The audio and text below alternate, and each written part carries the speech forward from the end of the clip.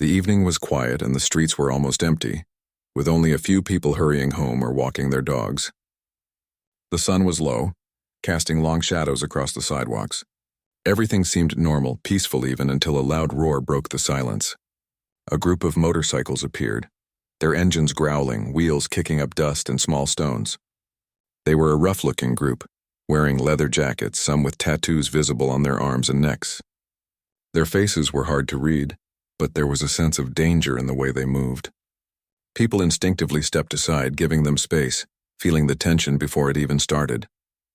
On the corner of the street, a young person was walking with their groceries. They were tired from a long day at work and thinking only about getting home. They didn't notice the motorcycles until it was too late.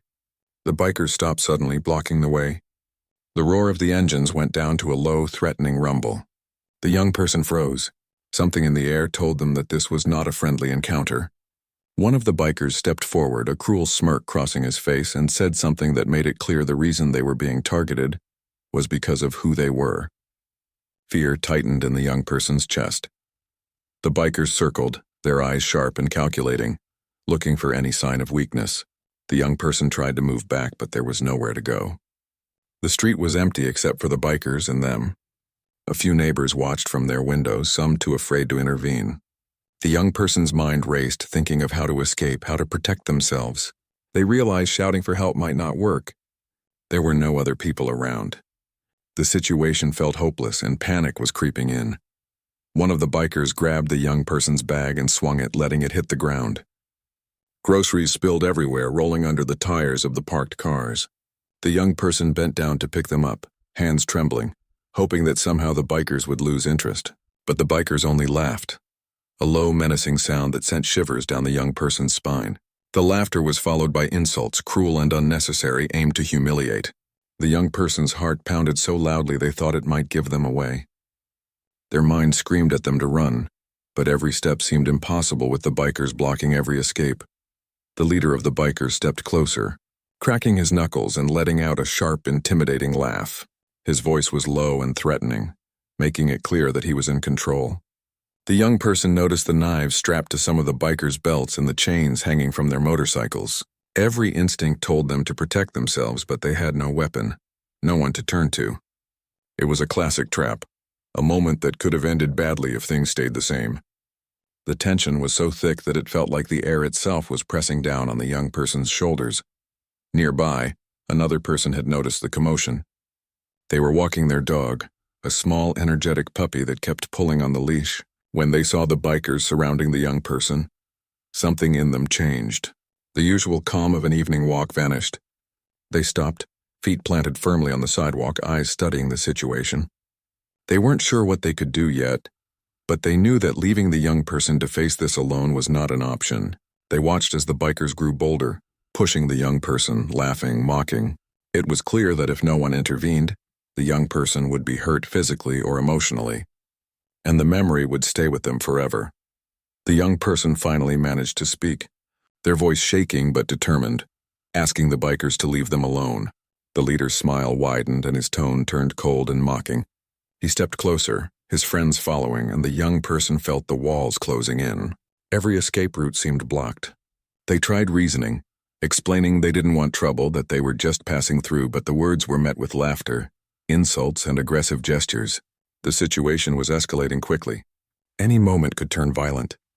The quiet evening had vanished, replaced by a threatening, dangerous energy. The bikers started circling again, engines revving, making the young person flinch with each growl. They were cornered and vulnerable. Fear mixed with anger, a confusing swirl of emotions. The young person wanted to scream, to fight, to run, but there was no clear path to safety. Every person watching from nearby windows felt the same tension, frozen in place, hoping someone would act. In that moment, it seemed like the night could go on forever, the bikers' aggression unstoppable. The young person noticed that one of the bikers was distracted for a moment, checking their phone. This small break was a reminder that even dangerous situations have cracks, tiny openings where action can change everything.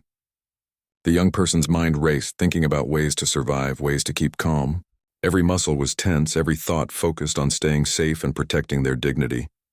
The bikers continued to taunt, unaware that anyone else was noticing, that someone was preparing to step in. Minutes felt like hours as the bikers surrounded the young person, each second filled with fear and tension. The streetlights flickered, casting long shadows that danced on the asphalt. The quiet neighborhood had become a stage for danger and courage.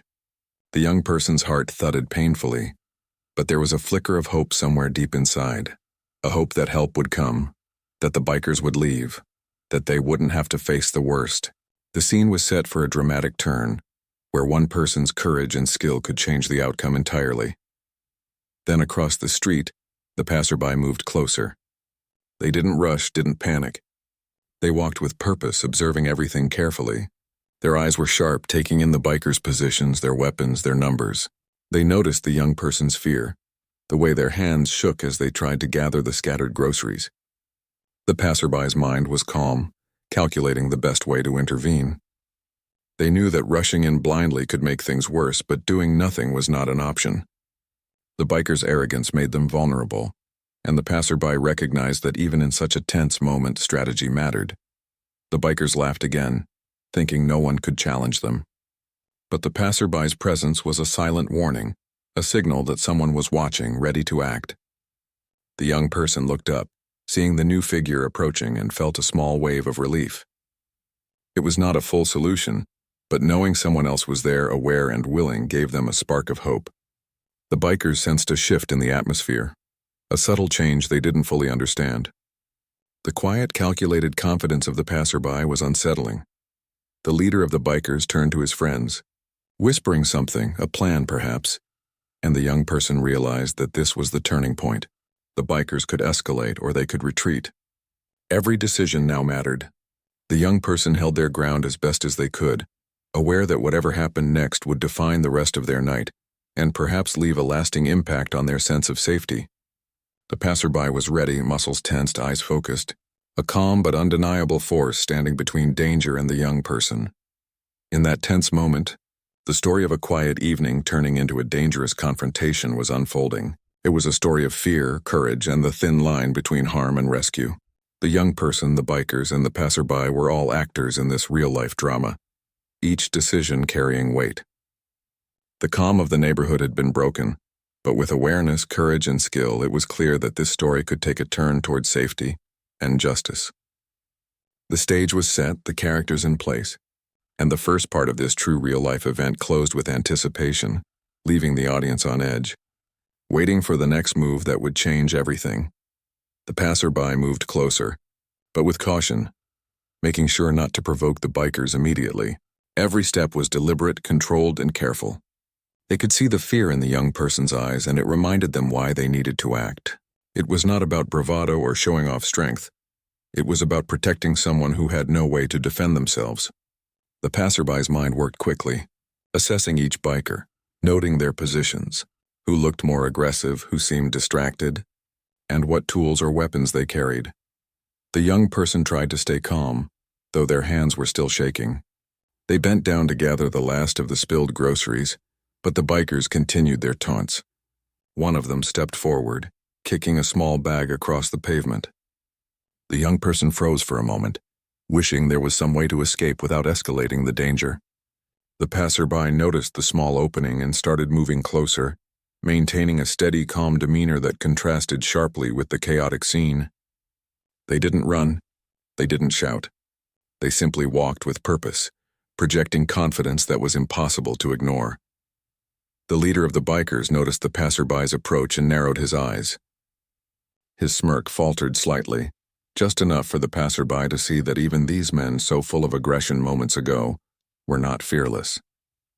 The passerby's body language was key.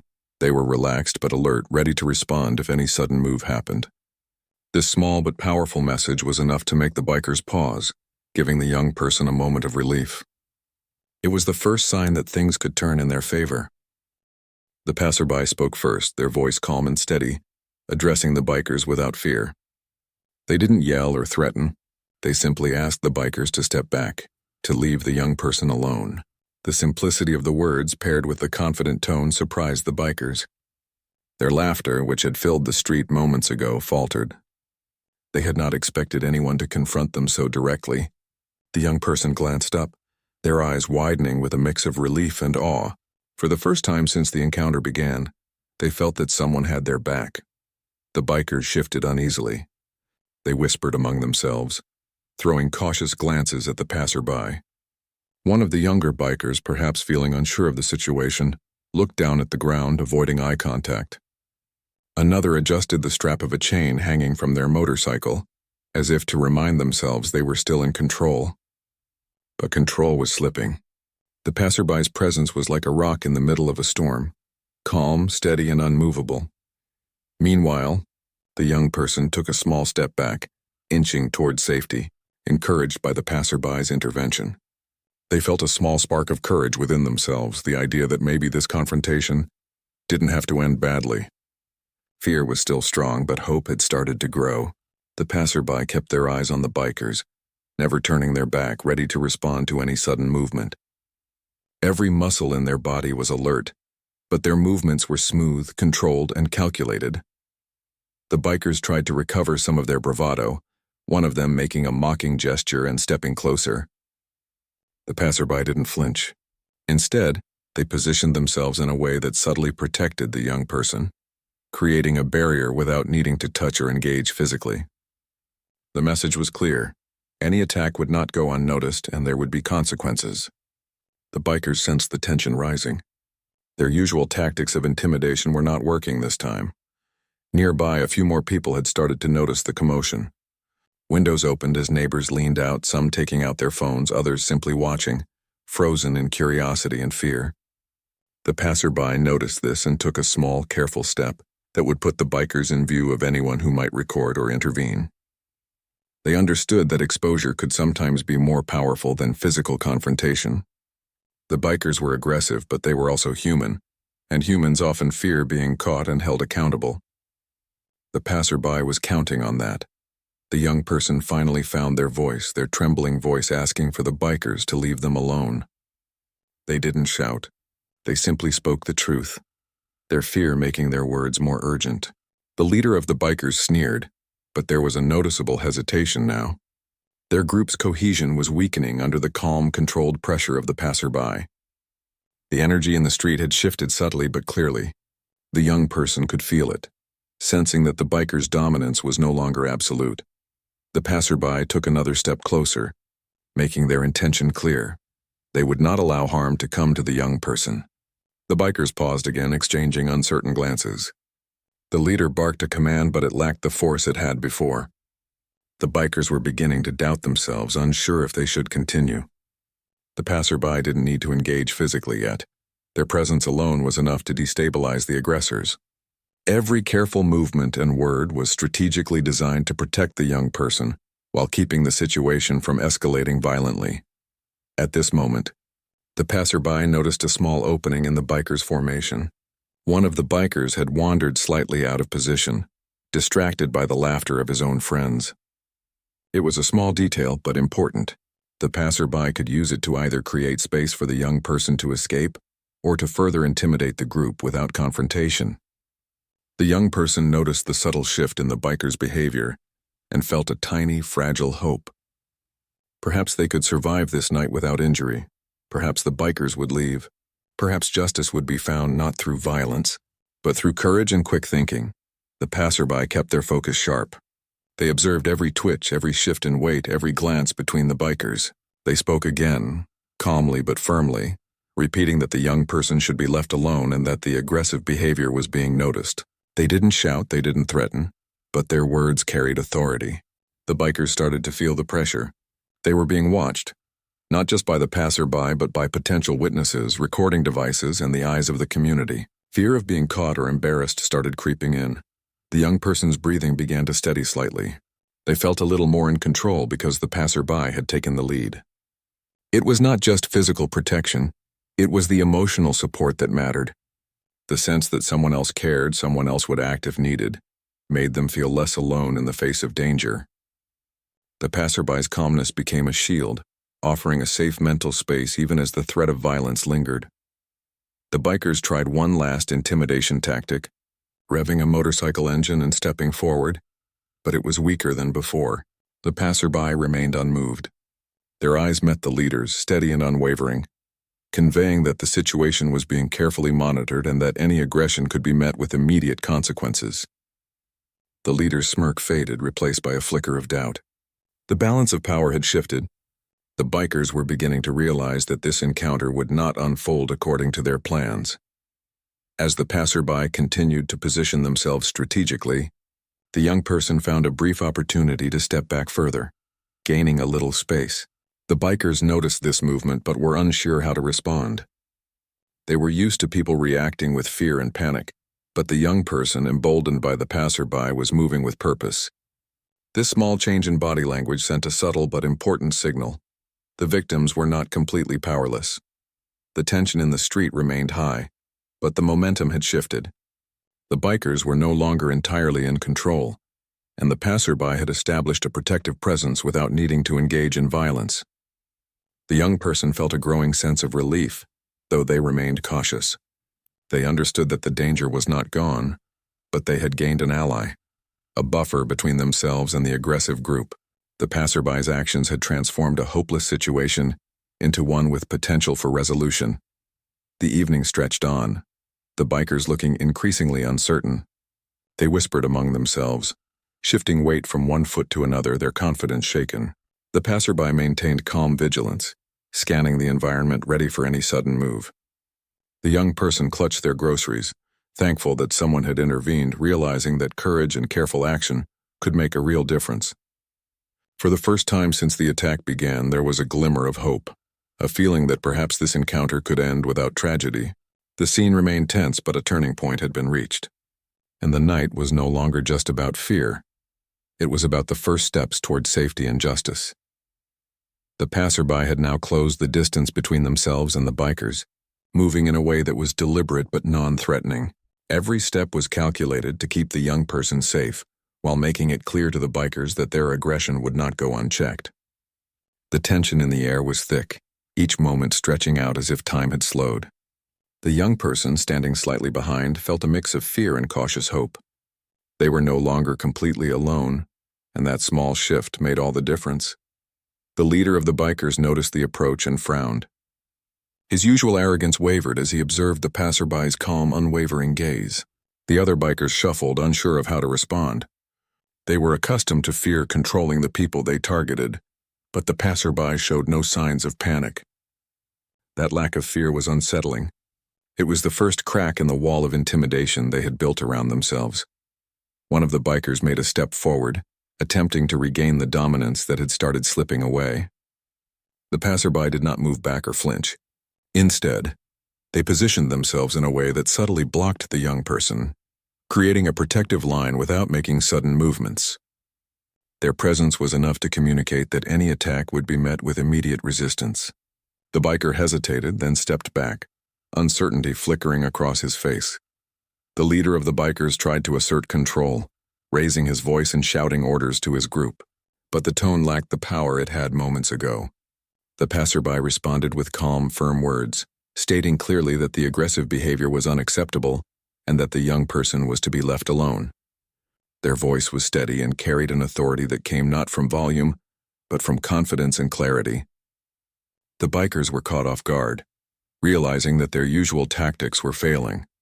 A few nearby residents had begun to watch from their windows, some taking out their phones to record the scene. The passerby noticed this and subtly adjusted their position so that the bikers were in clear view. The threat of being seen, exposed, and held accountable was another layer of pressure on the group. Humans often fear consequences more than immediate confrontation, and the passerby understood this. They used visibility as a silent tool, increasing the bikers' discomfort without a single act of aggression.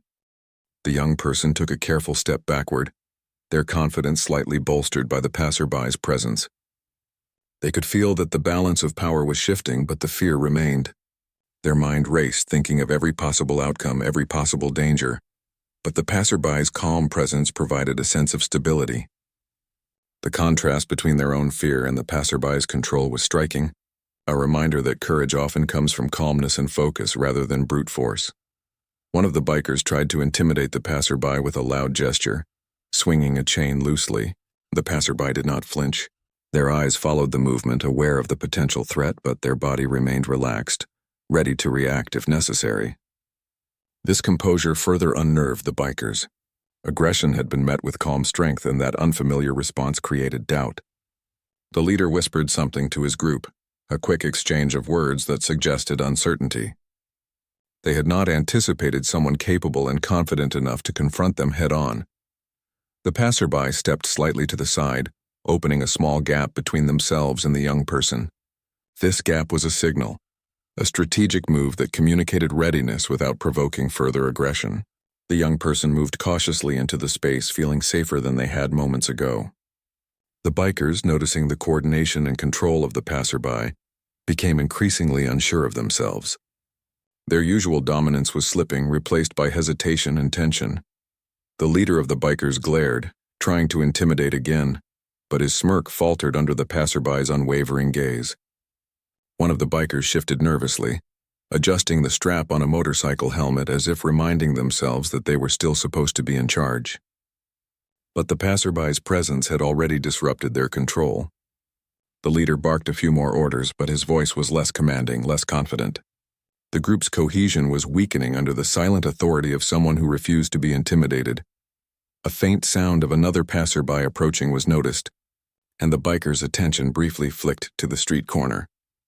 The passerby seized the opportunity, stepping forward slightly, positioning themselves so that the bikers were now fully in view of anyone passing by. It was a subtle psychological tactic, a reminder that the world was watching. The bikers' behavior was not hidden, and exposure to the eyes of others could be more powerful than any physical confrontation. The young person realized that the situation was slowly tilting in their favor, and they clutched their belongings a little less tightly, their panic easing. The bikers whispered among themselves, uncertain how to proceed. Their usual strategies had failed, and the calm, calculated demeanor of the passerby created an invisible barrier that they could not penetrate. The young person took a cautious breath, noting how the passerby's strategic positioning allowed for both protection and a chance for escape. Every step, every word, every glance was designed to neutralize threat without direct conflict. It was a masterful combination of presence and awareness. The leader tried one final display of dominance, revving his motorcycle engine loudly. The roar echoed down the street, meant to frighten and intimidate. But the passerby remained unmoved. Their eyes met the leader's again, steady, confident, and unyielding. The lack of fear, the refusal to respond to provocation, created a subtle but powerful shift in power dynamics. The bikers felt the growing weight of their own exposure, realizing that this confrontation was no longer under their control. The young person found the courage to step back further, moving toward a safer distance. Their body language was subtly different, less tense, more deliberate, signaling that they were gaining control of the situation. The passerby's presence provided a psychological shield, creating a safe space in which the young person could regain some sense of agency. Fear was still present, but it was tempered by the knowledge that someone capable was standing between them and harm. The bikers, now uncertain and hesitant, started to look for an escape from the uncomfortable situation. The leader barked another order, but this time it lacked conviction. The group's aggressive energy had been disrupted, replaced by tension and doubt. The passerby kept their focus sharp, monitoring every movement, ready to respond instantly if the situation escalated. Their calm vigilance was a stark contrast to the bikers' uncertainty, highlighting the shift in power and the effectiveness of presence over aggression. Nearby residents continued to watch from a distance, some recording, some simply observing. The passerby had subtly positioned the bikers in clear view, creating the potential for accountability.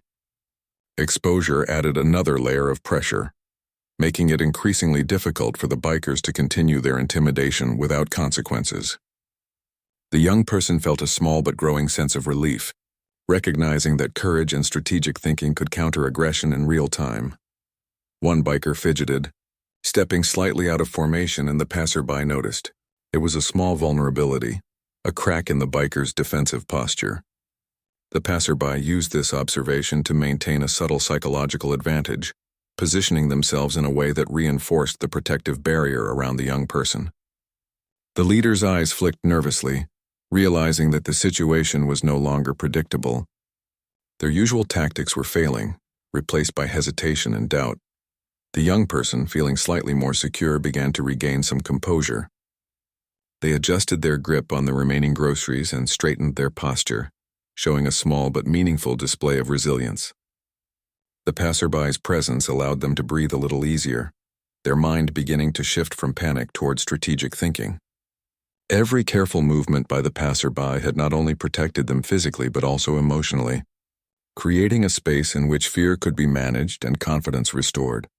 The leader of the bikers, sensing the growing disadvantage, began to hesitate. Their commands were quieter, their gestures less aggressive. The rest of the group exchanged uncertain glances, a clear sign of weakening morale. The passerby maintained their calm vigilance, eyes sharp and body poised, ready for any sudden movement. Their presence was enough to make the bikers reconsider, to disrupt their usual patterns of intimidation and aggression. A final moment of tension hung in the air.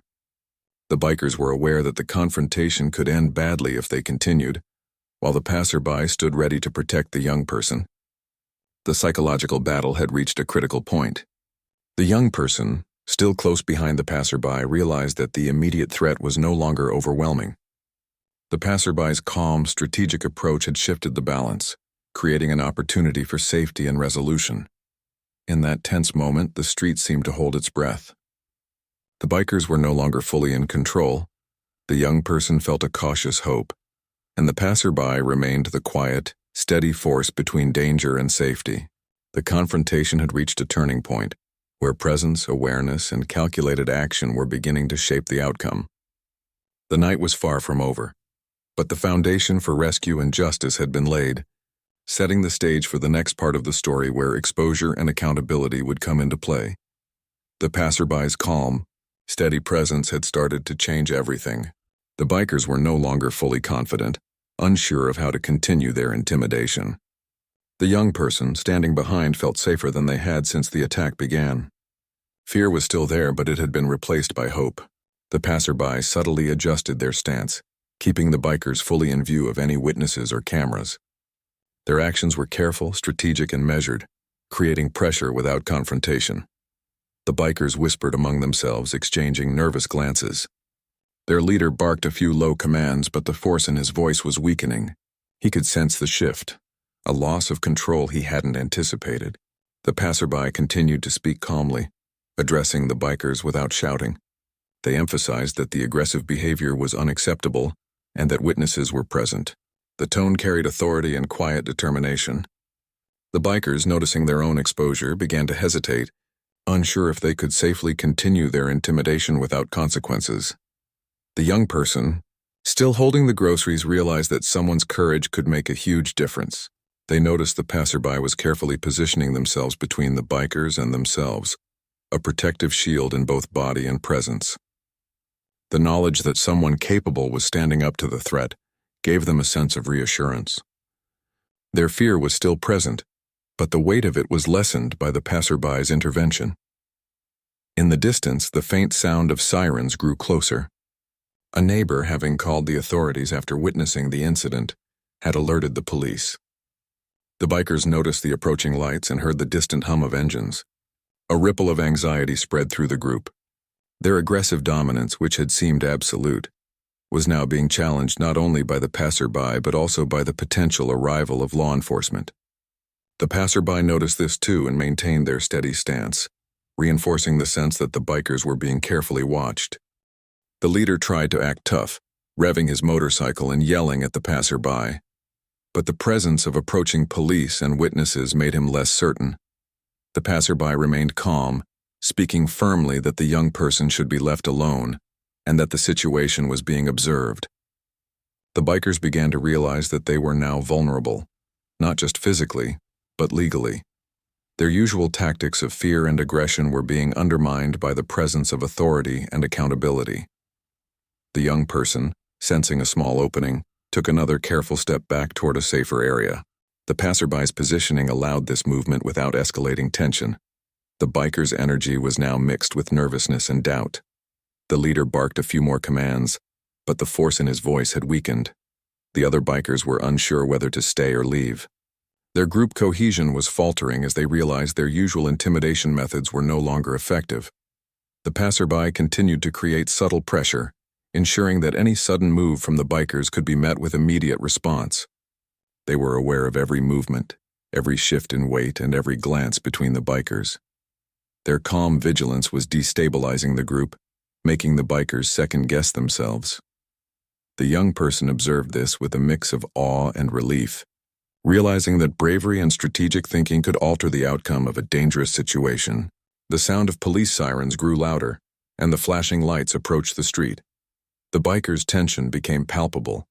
They whispered among themselves, trying to decide whether to escalate, retreat, or pretend nothing had happened. The passerby remained in position, calm and steady, a human shield between the aggressors and their target. The young person clutched their groceries, feeling a growing sense of relief. The bikers were beginning to understand that their plan to intimidate had failed, and the presence of law enforcement made any further aggression risky. The first police vehicle turned the corner, lights flashing, and the bikers finally began to move. The leader barked instructions and the group reluctantly prepared to leave, but the passerby kept a watchful eye, ensuring that the young person was protected until the bikers were a safe distance away. The sirens created urgency, making the bikers' exit hurried and uncoordinated. The passerby maintained calm vigilance, their presence ensuring that the young person was not targeted during the retreat. The young person took cautious steps, feeling the tension ease slightly as the bikers retreated. They realized that the situation was now under control, not because of the bikers' choice to leave, but because of the combined presence of the passerby and the approaching authorities. Every detail, from positioning to calm words, had contributed to the outcome. The passerby allowed the young person a few steps towards safety, reinforcing that courage and careful action could prevent harm without violence. The police arrived, moments later, stepping out of their vehicles and assessing the situation. The bikers were nearby but moving away, clearly intimidated by the combined presence of law enforcement and the passerby.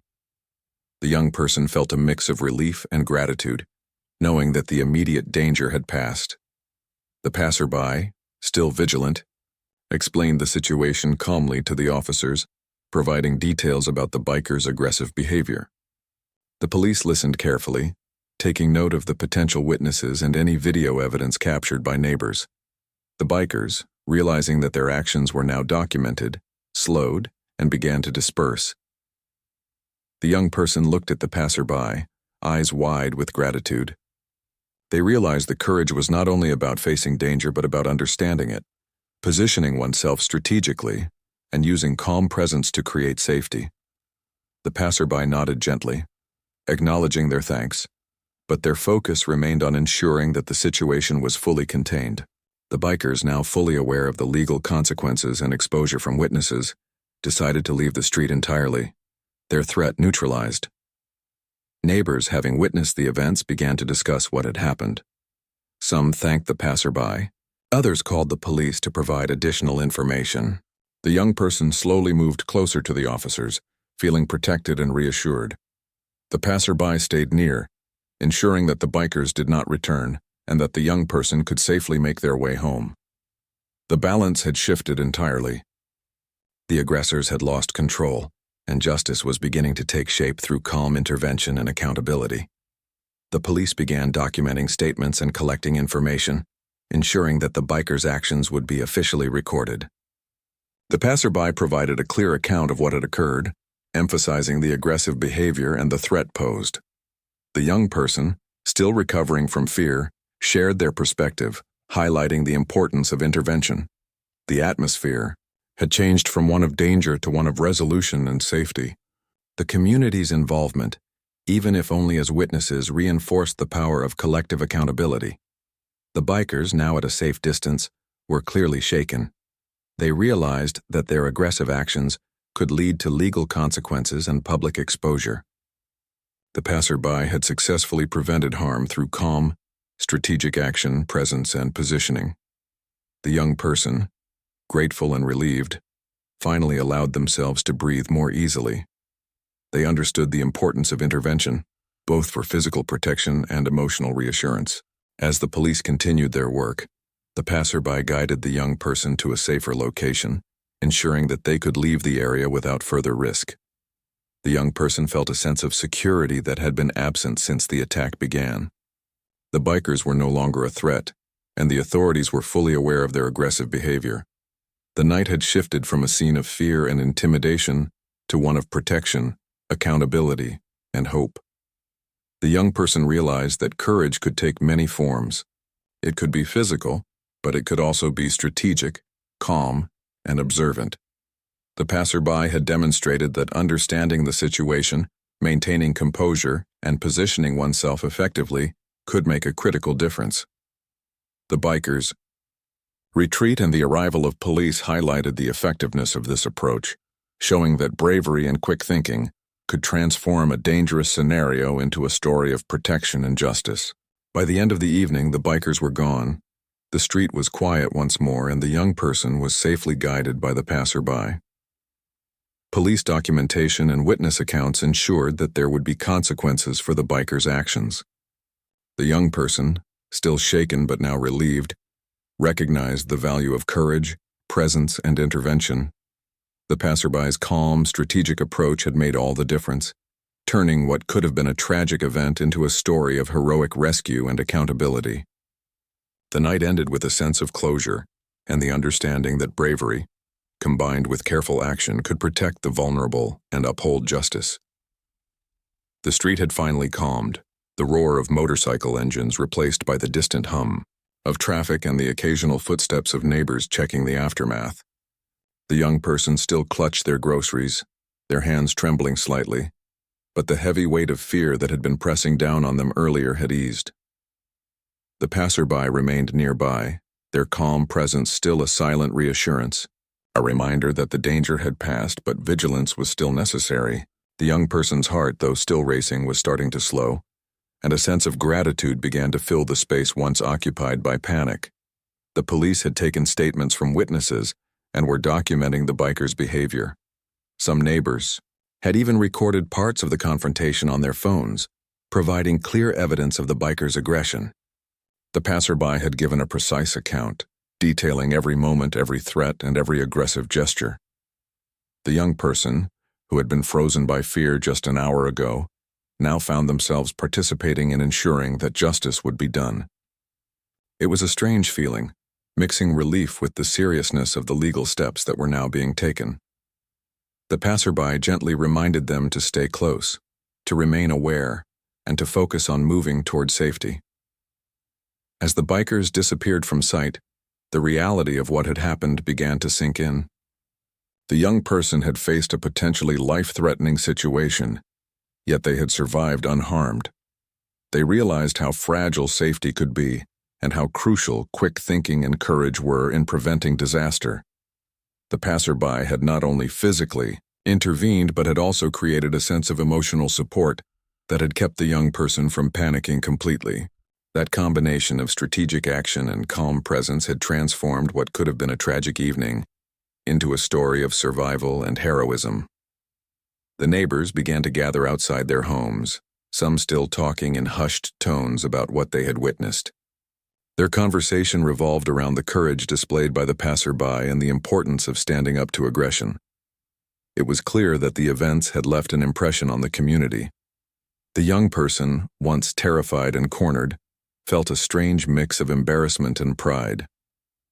They had been the target, but through the passerby's intervention and their own ability to remain composed, they had survived, and were now part of a story that highlighted bravery and justice.